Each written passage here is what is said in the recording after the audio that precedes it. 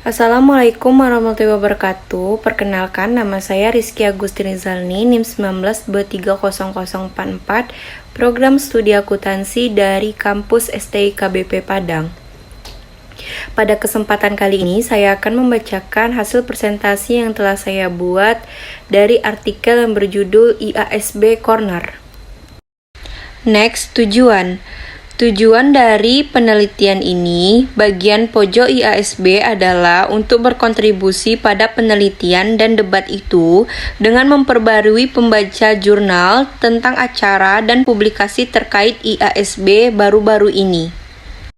Next, teori. Pada tanggal 12 September 2017, IASB menerbitkan draft expose usulan amandemen IAS 8 Kebijakan Akuntansi, Perubahan Estimasi Akuntansi dan Kesalahan.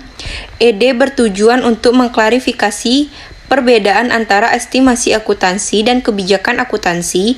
Ini adalah perbedaan penting karena perubahan estimasi biasanya diperhitungkan secara prospektif, mempengaruhi laba rugi perusahaan saat ini dan masa depan, sementara perusahaan dalam kebijakan akuntansi biasanya dicatat secara retrospektif, menghasilkan pengukuran kembali laba atau rugi masa lalu. Next, studi kasus. Proses yang dilalui perusahaan-perusahaan tersebut untuk meningkatkan pengungkapan dalam catatan atas laporan keuangan IFRS mereka dan menunjukkan contoh perbaikan yang dilakukan. Mengidentifikasi informasi apa yang relevan, memprioritaskannya dengan tepat dan menyajikannya dengan jelas dan sederhana. Laporan keuangan mereka lebih mudah dibaca dan dipahami investor. Laporan perubahan yang relatif kecil dapat secara signifikan meningkatkan kualitas informasi keuangan yang diberikan perusahaan. Next, teknik analisis data, konteks penelitian, Dewan Standar Akuntansi Internasional Inggris Raya. Metode penelitiannya, pengantar IASB, kegiatan penetapan standar IASB, publikasi dan pidato Yayasan IASB atau IFRS, adopsi standar IFRS di seluruh dunia, misi struktur pengawasan Yayasan IASB atau IFRS, IFRS untuk UKM, entitas kecil dan menengah, konferensi dan pendidikan, aktivitas terkait investor IASB, publikasi lain yang terkait dengan standar IFRS, kelompok penasihat Yayasan IASB atau IFRS, taksonomi IFRS. Next, kesimpulan, ada 54 negara di Afrika ditambah beberapa yurisdiksi yang disengketakan. Situs web Yayasan IFRS memiliki profil tentang penggunaan standar IFRS di 23 negara tersebut, terutama di Afrika bagian timur, tengah, dan selatan.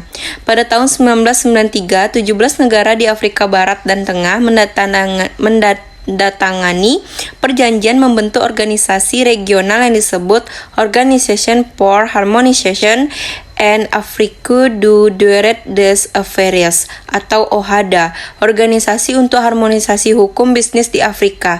Pada bulan Juli 2017, Yayasan IFRS mengundang perusahaan untuk mengajukan proposal pengelolaan proyek untuk kemungkinan relokasi kantornya ke tempat alternatif di dalam kota London dan pinggirannya.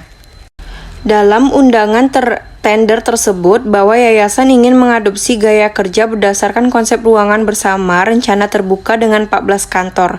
Kami ingin memisahkan area yang menghadap klien termasuk yang pertemuan dari area staff. Komite Basel untuk pengawasan perbankan BCEBS dan IFRS Foundation telah mengumumkan perjanjian kerjasama baru untuk mendorong stabilitas keuangan jangka panjang, meningkatkan disiplin pasar, dan aktif untuk pembaruan taksonomi IFRS yang diusulkan terkait dengan IFRS 17. Penandaan ilustratif menunjukkan bagaimana informasi yang dipilih dari contoh ilustrasi yang menyertai IFRS 17 dapat ditandai menggunakan pembaruan taksonomi IFRS yang diusulkan. Sekian yang dapat saya sampaikan. Mohon maaf jika banyak kesalahan saat saya menyampaikan presentasi, baik disengaja ataupun tidak disengaja. Saya ucapkan terima kasih bagi yang telah menonton presentasi ini dari awal hingga akhir. Assalamualaikum warahmatullahi wabarakatuh.